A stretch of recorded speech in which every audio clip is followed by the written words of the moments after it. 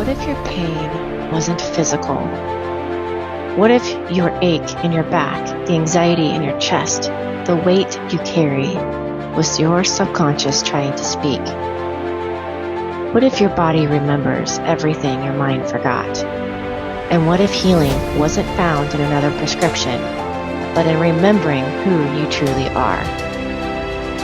What if trauma didn't have to be your life sentence? What if freedom was already within you, waiting to be unlocked? Every week on The Subconscious Healer, we ask questions most people are too afraid to face and reveal the answers your soul has been waiting for. Join us as we take you beneath the surface, into the nervous system, the subconscious, and the unseen patterns shaping your life. Because healing doesn't happen from the outside in. It happens when you remember the truth of who you are. The Subconscious Healer, you're not broken, you're just ready.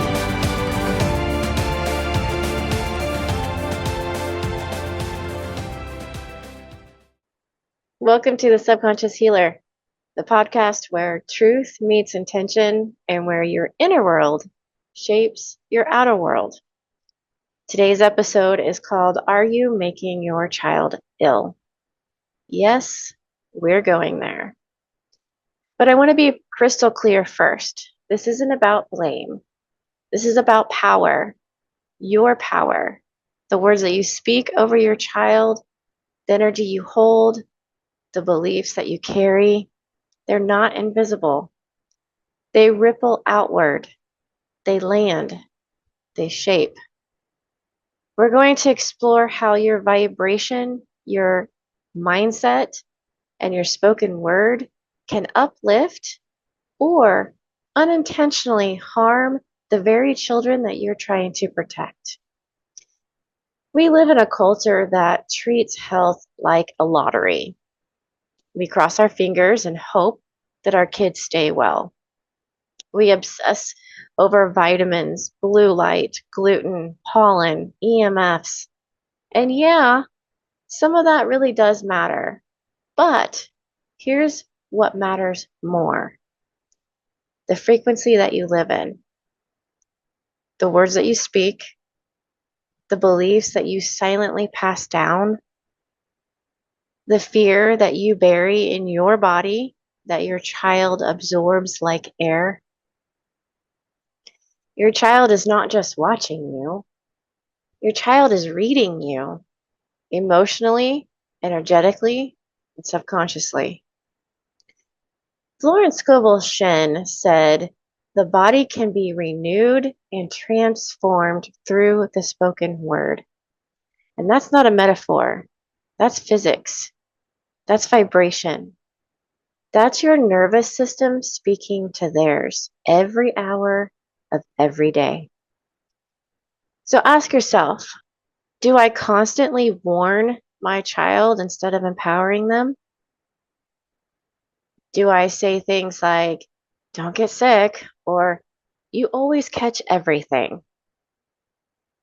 Do I believe that illness is inevitable, or do I believe in resilience? What reality am I speaking into existence? In this episode, we're going to talk about the unseen architecture of wellness, how your thoughts and words can become self-fulfilling prophecies, how fear disguises itself as protection, and how to use your own mindset, your energy, and your language to create a home environment that fosters health, not just physically, but emotionally and spiritually. And if you've ever felt helpless watching your child struggle, if you've ever said to yourself, I don't know what else to do, this episode is for you. Because the truth is, you have more power than you've been told. And once you understand how to use it, not from force, but from frequency, everything changes. So take a breath, let go of judgment, and lean in. This is the episode that could change the way that you speak, think, and mother forever. All right, so let's talk about the invisible blueprint. Let's start with that foundational truth. The children are vibrational sponges. They don't just pick up your words, they absorb your energy. They feel what you believe, even when you don't say it out loud. It's like this: you could be smiling and say, everything's fine. But if your body is humming with anxiety, your child knows. Their nervous system mirrors yours. Their subconscious registers your tone, your posture, and your breath. And here's the kicker: it's not just emotional, it's physiological. Your beliefs about health, safety, and illness, they broadcast out of you like a signal. Your child tunes in like a radio station.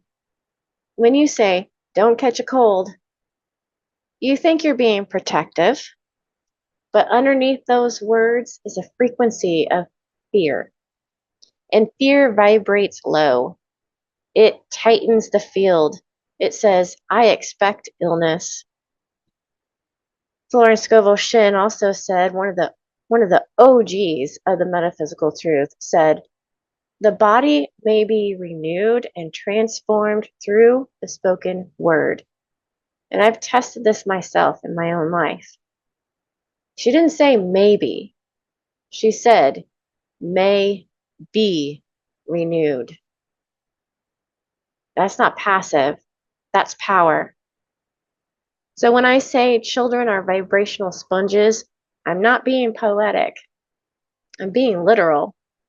Your child is biologically and energetically designed to tune in to the people they depend on, especially you. They do this not through logic or language, but through frequency, through felt sense. Think of your child as a tuning fork. When you're anxious, they vibrate with anxiety. When you're grounded, they settle. Not because of what you say, but because of who you're being. That's what I mean when I say vibration. It's the emotional energy beneath your words, the silent message beneath the smile. You can say, you're safe, all day long. But if your body is tense, your breath is shallow, and your energy is screaming danger, your child hears that vibration, not the words. So let's get scientific for a moment. Around the age of 0 to 7, basically conception to 7 years old, a child's brain is primarily operating in theta waves, the same brainwave states that we experience in deep meditation or hypnosis. So what does that mean? It means that they are in a state of pure absorption. No filters, no critical thinking, just pure imprinting. They don't just hear what you say, they become it. They don't just feel your fear, they inherit it. They don't just observe your relationship with the world, they embody it as truth. So if you're constantly saying, the world is dangerous, or our family always gets sick, or you need to be careful, you're not just warning them, you're programming them. You're literally writing the code into their subconscious mind. So let's make it real. Let's say your kid sneezes. So you respond with, oh no, I hope you don't get sick again. Remember what happened last time? What did they just hear on a vibrational level? Their body is fragile, that sickness is expected, and that you don't trust their ability to heal. So now try this instead. Looks like your body's doing some great clearing. You're strong. Let's support your immune system. Different message, right? Same moment, same sneeze, but one version injects fear and the other transmits trust. Our children don't learn through lectures, they learn through mirroring. So, mirror neurons in the brain literally cause them to replicate the emotional state of the person in front of them. So, when you're panicking quietly, even if your mouth is not saying panic, even if it says, it's okay, their brain goes, oh, we panic now, because they can feel it. That's why do as I say, not as I do never works. Because your child doesn't follow your words, they follow your vibration. So now this might sound intense, even kind of overwhelming, but I want you to hear the invitation inside of this. Okay. If your child absorbs your fear, they absorb your peace. If they mirror your anxiety, they also mirror your confidence. If they're shaped by your expectations of struggle, they're also shaped by your expectations of resilience. You don't have to teach them to be well. You just have to be well, or at least move in that direction. They will feel that shift.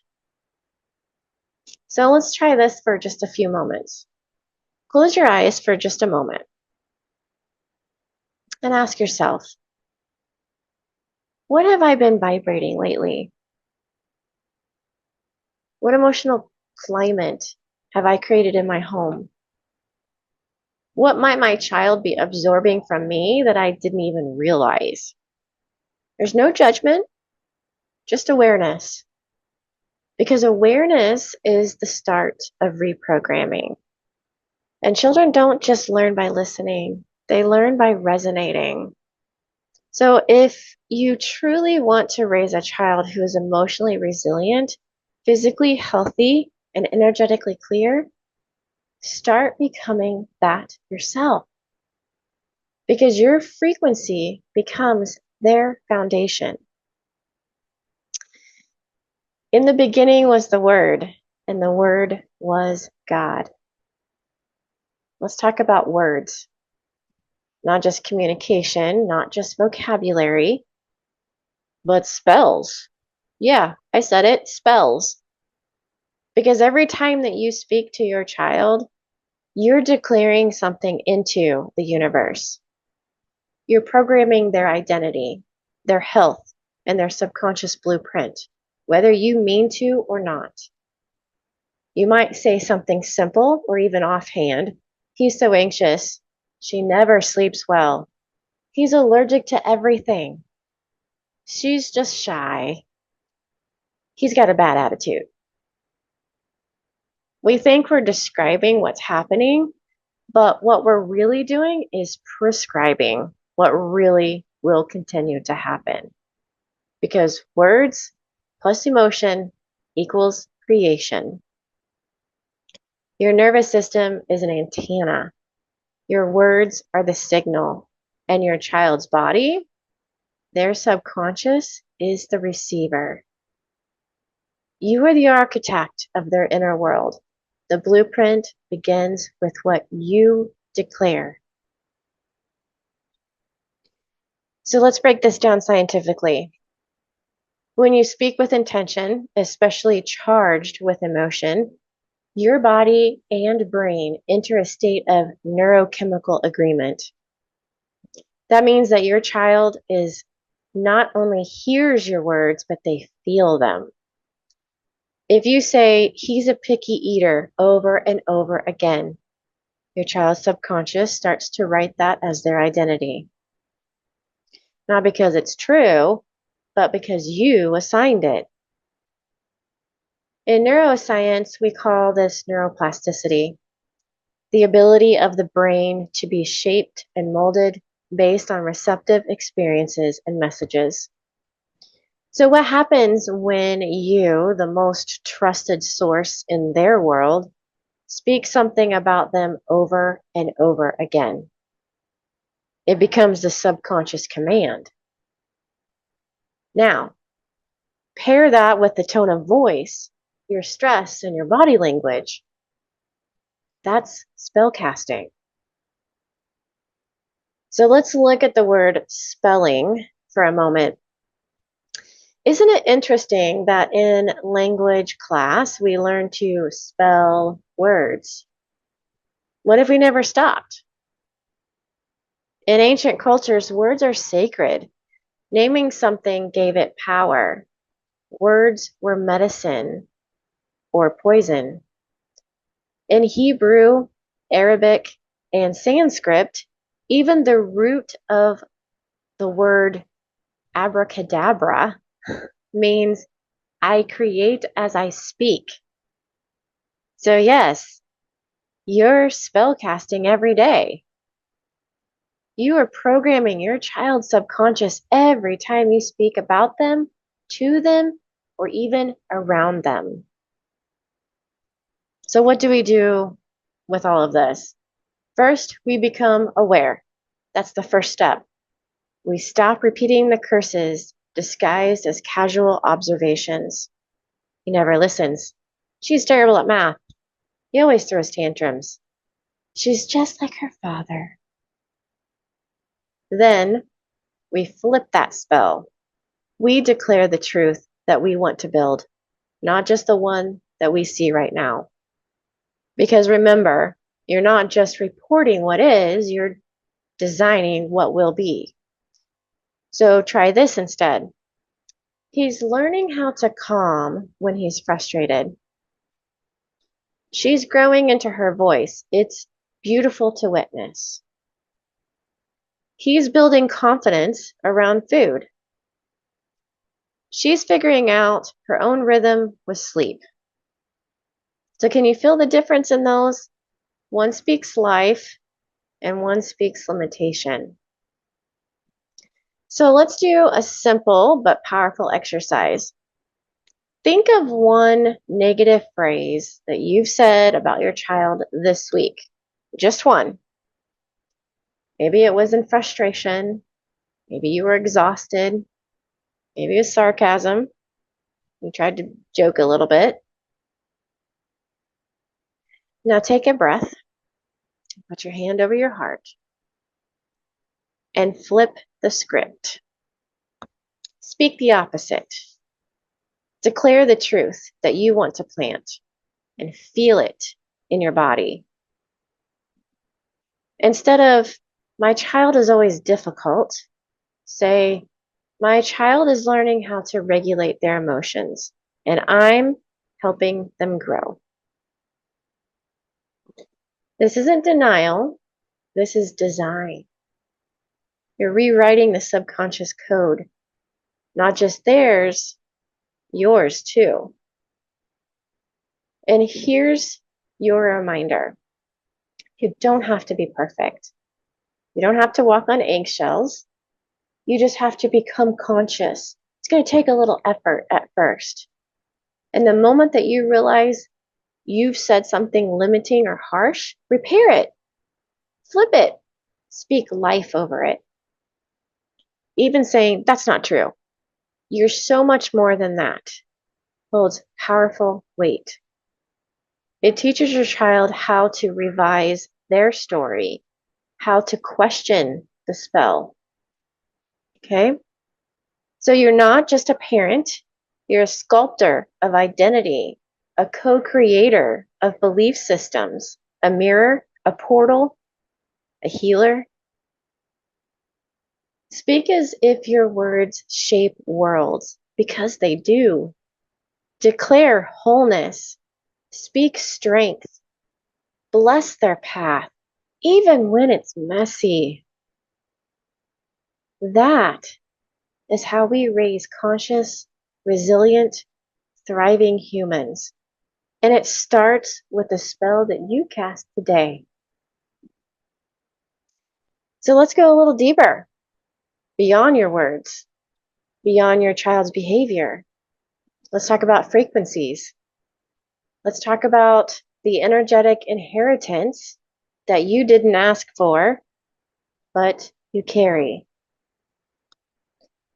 What beliefs about health did your mother hold? So just pause for a moment and think about that. Was she afraid of illness? Did she constantly worry about getting sick? Did she trust her body or did she fear it? Was she at war with her weight, her image, her cycles, her nervous system? Did you witness her panic over symptoms, run to the doctor for every little thing, or obsess over food rules? Now ask yourself the harder question. Do I carry these same patterns without even realizing it? I know I did. Because here's the truth. Energy doesn't lie. It transfers.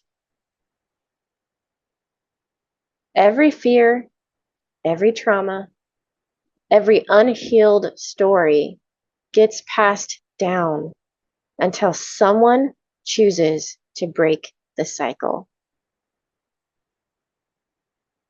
So let's break this down. When your mother stood in front of the mirror and sighed, when she skipped meals or because she called herself fat, when she said, I just have a weak, immune system, or that runs in our family, she wasn't just expressing beliefs, she was emitting frequencies. And children don't just hear what's said, they feel what's unspoken. That's the language of the subconscious. That's the transmission that doesn't require words. And if your mother carried anxiety around health, you likely learned to fear your own body. If your grandmother believed that women had to suffer to be worthy, you might feel guilty when you're well, or subconsciously sabotaging your healing or success. So this isn't a blame, it's just about awareness. You can't heal what you don't see, and you can't shift a frequency you don't acknowledge. So if you've noticed your child having chronic symptoms and you've tried everything external, it's time to go internal. What energy are they swimming in? Are they soaking up your stress, your perfectionism, your fear of food or failure or fatigue? Are they absorbing your ancestral patterns through your reactions, your expectations, or even your silence? Let's be honest. If your child is sick all the time and you're constantly trying to fix them, stop. Take a breath and ask yourself, what frequency am I unconsciously passing on? Because here's the thing. You don't pass on what you say. You pass on what you hold. And if you believe that health is fragile, they will too. And if you believe that healing is hard, they embody that too. And if you believe that your body is broken, they'll inherit that fear. But if you believe the body is wise, if you believe symptoms are messages, and if you believe that healing is natural and your birthright, they will rise to meet that truth. So let's rewrite the story. Right now, you have the power to become the breaker of chains in your lineage. You can shift the frequency that's been running for generations. And it begins with one question. What do I want my child to believe about their body? Then Start believing that for yourself. Start speaking it. Start feeling it. Start modeling it, not perfectly, but intentionally. So I want you to close your eyes for a moment and think about your mother, your grandmother, your aunts, your female line. What were the unspoken rules about health? Now, bring your awareness to your heart and place your hand there. And repeat after me, out loud if you can. I am no longer a carrier of suffering. I honor what they endured, but I choose to shift the story. In me, the frequency changes. In me, the healing begins.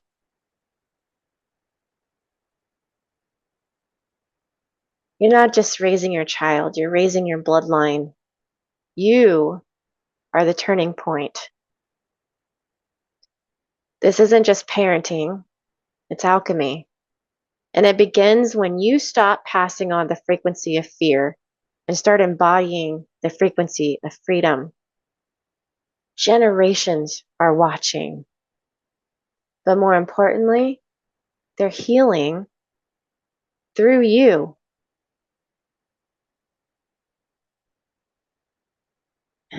Let's talk about something that will change the way that you parent forever. Your energy is louder than your words. You can memorize the best scripts. You can read the books, use the gentle parenting phrases, even repeat affirmations like a pro. But if your nervous system is dysregulated, if your body is anxious, if your presence is fragmented, your child will feel that before they hear a single word. Because children don't respond to instructions first, they respond to vibration. So let's break this down to a real life example. You say to your child, you're safe, everything's okay. But your tone is clipped, your shoulders are tense, your eyes are darting, and your breath is shallow. And in that moment, what they really receive is something's wrong. Mom's scared. I should be too. That's what we mean by vibration over rules. Words are surface level. Energy is primal. Your child feels it before they understand it. Healing starts with coherence. And coherence means alignment between your body, your mind, your heart, and your spirit. When your nervous system is regulated, your presence is healing. You don't need to yell, you don't need to lecture, and you don't need timeouts or power struggles. You become the anchor. Calm mothers regulate chaotic children, not with punishment, with presence. Children are tuning forks. They're constantly calibrating to the emotional frequencies of the home, and especially to you. If your frequency is frantic, they become unsettled. If your energy is grounded, they become a mirror to that rhythm. Not because you told them to, but because you showed them how. This is where the true emotional safety is born. Not from what you say, but from where you are in the room with them. So, what does that look like practically? Okay, let's say that your child is melting down, screaming, throwing things, dysregulated. Your first impact might be to yell, to threaten, to try to control the storm. But here's the shift. You don't need to match their chaos. You just need to hold your ground. Breathe deeper. Soften your voice. Lower your body level to their level. And regulate yourself first. Because in their storm, they're looking for your lighthouse, not your rules, your resonance. And rules without regulation are noise. Strategies without self-awareness are empty. And discipline without connection creates fear and not trust. You're not here to raise well-behaved robots. You're here to raise emotionally resilient humans. And that starts with showing them what coherence looks like. Let's redefine discipline. The root word of discipline is disciple, not punishment.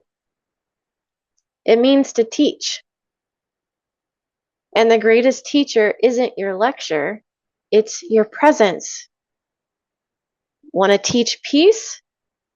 Then be peaceful. You want to teach respect? Be respectful. Want to teach resilience? Model recovery. Want to teach emotional safety? Create it in your own nervous system first. Because they aren't just watching your parenting, they're absorbing your being. So the next time that you feel yourself dysregulated, just pause. Put your hand over your heart and breathe in slowly for 4 counts. Hold it for 4, and then breathe out for 6. And say to yourself, I regulate me. I am the calm. I choose presence over control.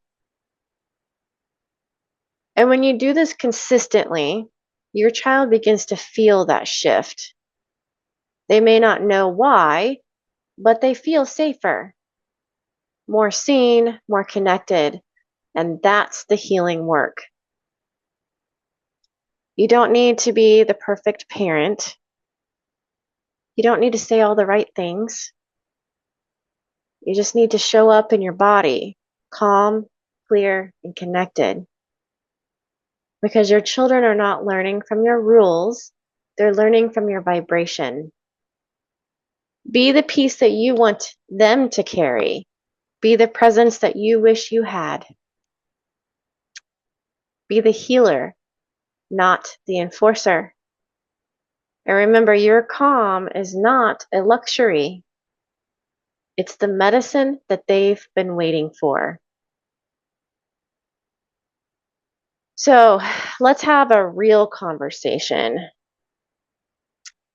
a brave one. Because what I'm about to say might challenge the very way that you've been taught to parent, support, and advocate for your child. The label is not the identity. Yes, it's important to acknowledge issues. Yes, a diagnosis can provide language, validation, and even sometimes relief. But you were never meant to build a home inside of it.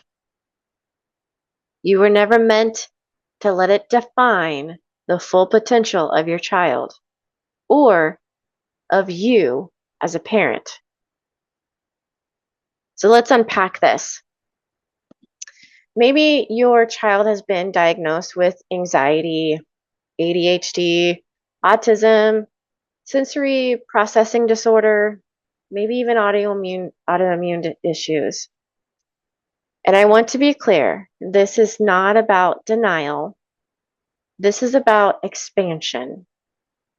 Because the moment that you take a diagnosis and say, this is who they are, instead of, this is something we're moving through, we freeze their evolution. We start parenting the label, not the child. Here's how it happens. We begin to say things like, my child is autistic. She's anxious. He has ADHD. She's my little autoimmune warrior. And those phrases, as innocent or empowering as they may seem, begin to shape their identity. I see it all the time. The child hears it, they absorb it, they become it. They begin to move through the world as someone who is broken, limited, or different. Not because of the diagnosis itself, but because the energy wrapped around it. Remember this, the nervous system responds to expectation. And if you expect them to struggle, they will feel that. If you expect them to rise, they will stretch into that space. So ask yourself, are you allowing room for your child to evolve? Or are you reinforcing the ceiling over their head? Children are neuroplastic, which means their brains, their bodies, and constantly growing, adapting, and rewiring. And if you keep reaffirming their limits, we lock them into place. So diagnosis attachment happens subtly. You speak of your child as an anxious kid rather than the kid who is experiencing anxiety. You assume meltdowns are inevitable because that's just how their brain works. You decline new experiences for them and for yourself out of fear they'll fail or be overwhelmed. But here's the truth. A diagnosis should be a tool, not a trap. It should give you insight, not identity. It should open possibilities, not close the door. So what do we do instead? We get curious. We say, right now, my child is experiencing these symptoms and we're learning how to support their nervous system. This diagnosis helps me understand what their body might be communicating, but it doesn't define who they are. We're focused on healing, growing, and discovering new ways to thrive. We build flexibility into our language because the flexibility becomes possibilities. And let's talk about the emotional side. Sometimes we as parents become attached to the diagnosis too. Why? Because it explains things. It gives us a reason. It justifies our exhaustion, our overwhelm, and our questions. And that's valid. But if you're not careful, we begin to cling to that like a lifeline, not realizing that we've stopped seeking healing and started accepting stagnation. Let me offer you a reframe. Your child is not broken. They are brilliant. Their nervous system is speaking. Their body is responding to its environment. Their behaviors are not random. They are intelligent adaptations. And while labels may describe the experience, they can never define the soul. So practice this. Let's let go of the label. I invite you to do a short inner check-in. What diagnosis or label have you internalized about your child? How often do you repeat it? Either in your mind, in conversation, or even to them. Now ask, is this creating connection or limitation? Is this offering clarity or identity? So take a breath and say, I see my child beyond the label. I believe in their ability to grow, heal, and evolve. I release the need to define them by their diagnosis.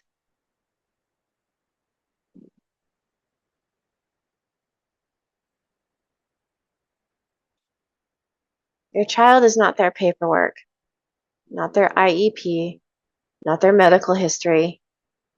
They are a soul, constantly unfolding and constantly transforming. You were never meant to parent the diagnosis. You were meant to partner with their potential. So let the diagnosis be the stepping stone, not the sentence. Let it inform, but never imprison. And always, always remember, healing doesn't happen inside the boxes. It happens in love, in curiosity, in expansion.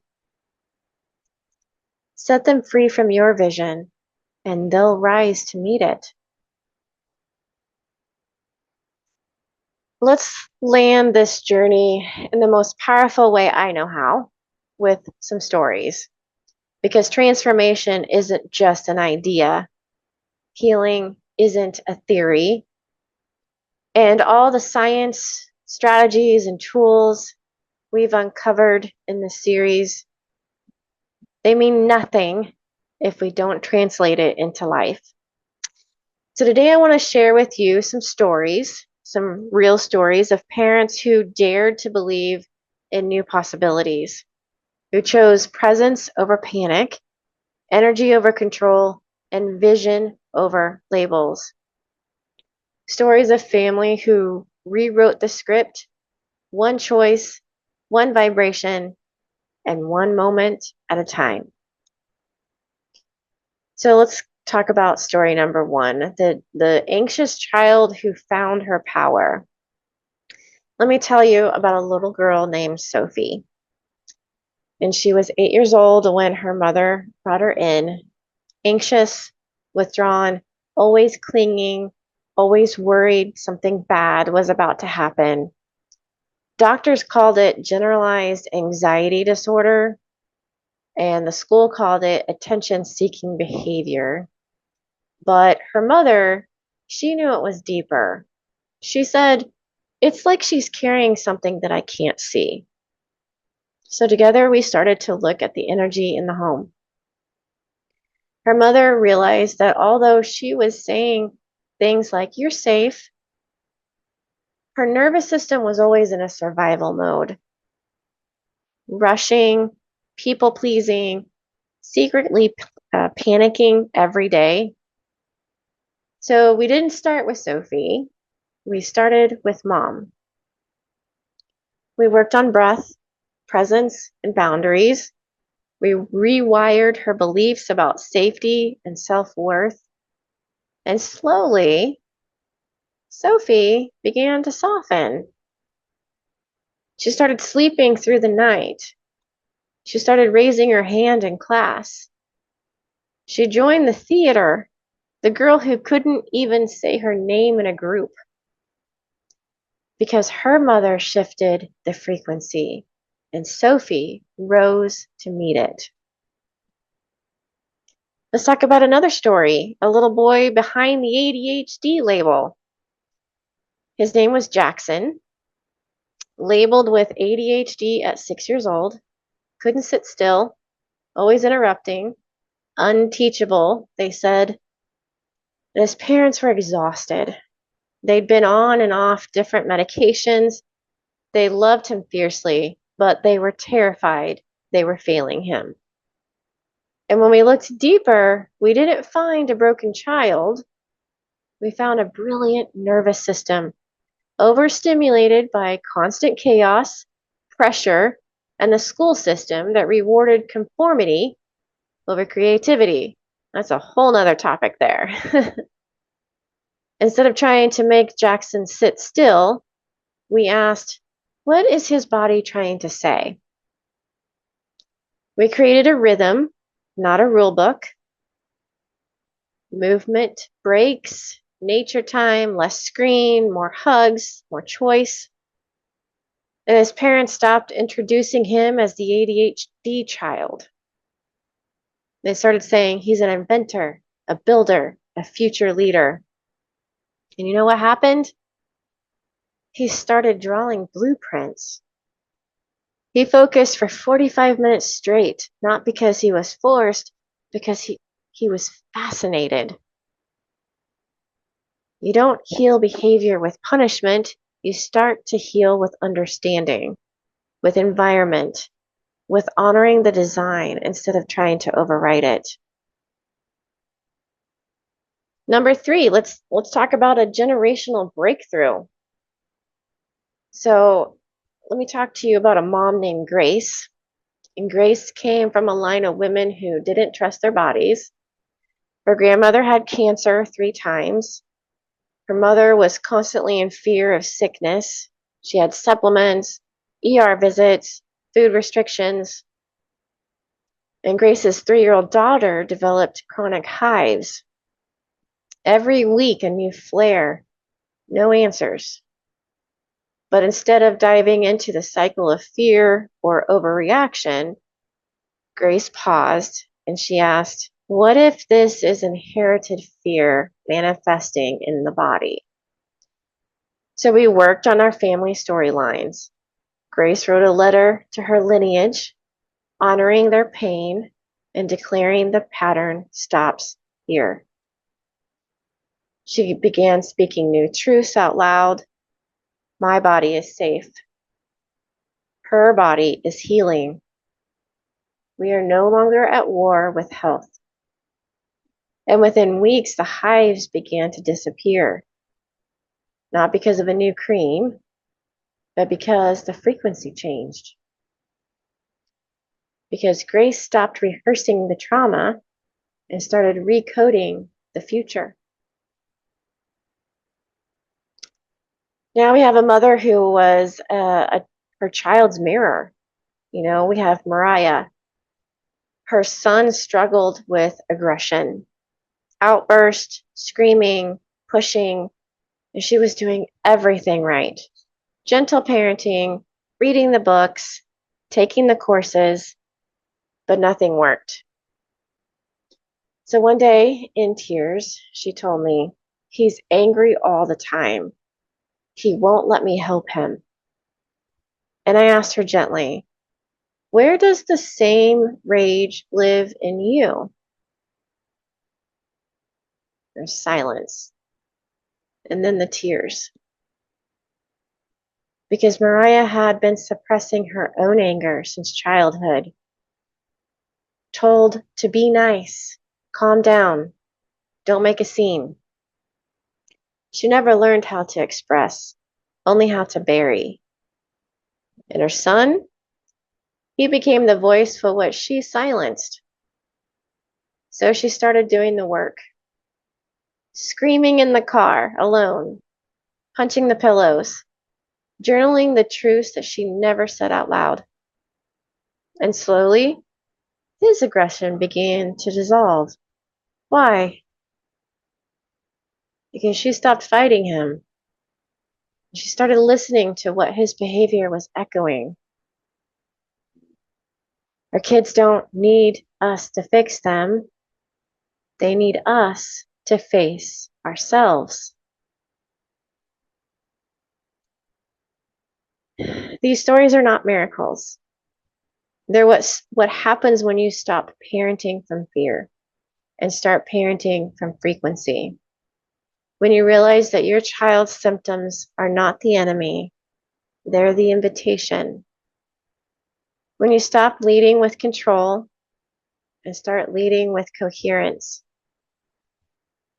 Every story you just heard began with a parent who was willing to look inward, to rewire their beliefs, to become the healing first.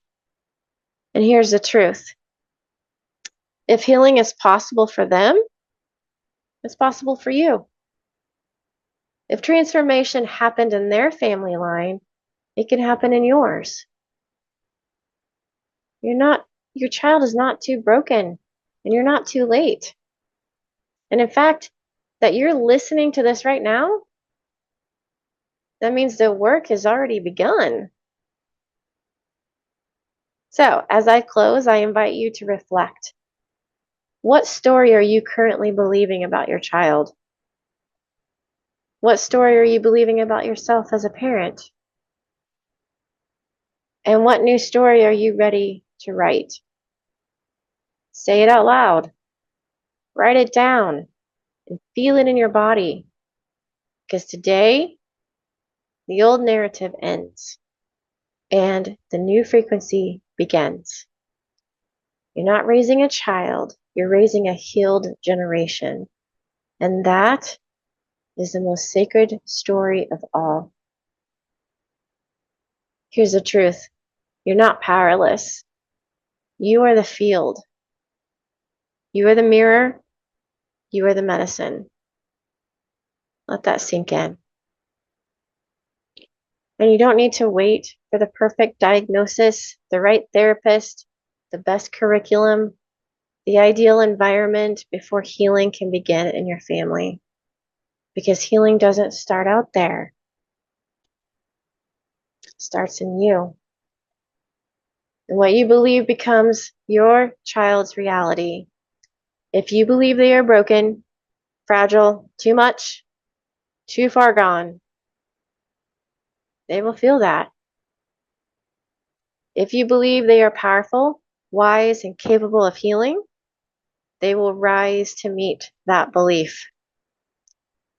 Your nervous system is the soil.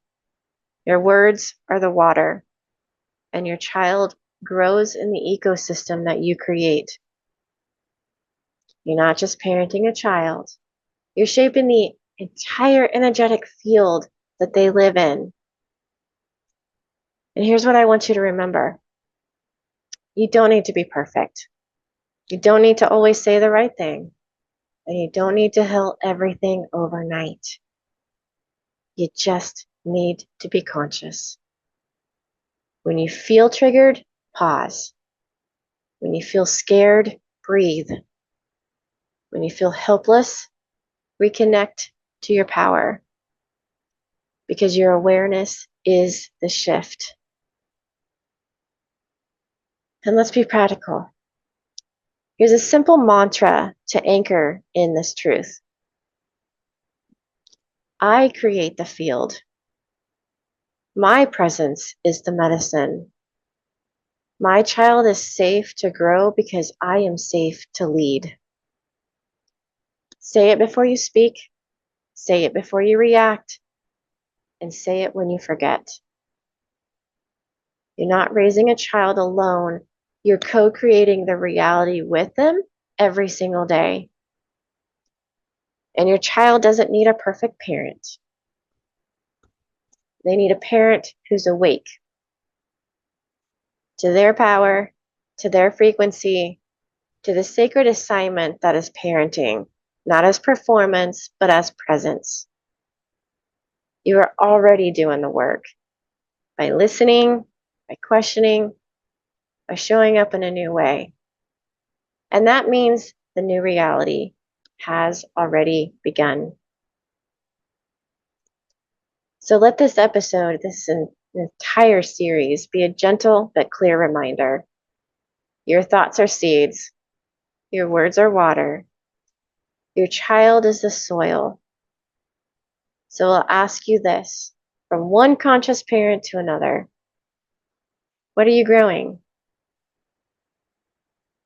Every belief you hold, every emotion you regulate, every moment you choose presence over panic, connection over control, you're not just parenting. You're cultivating a field that your child will bloom in or wither in. And if today's message stirred something in you, good. That's not fear, and that's not guilt. That's your power waking up. Don't run from it. Don't doubt it. Run with it. Run into the fire of your truth. Run into the frequency of your freedom.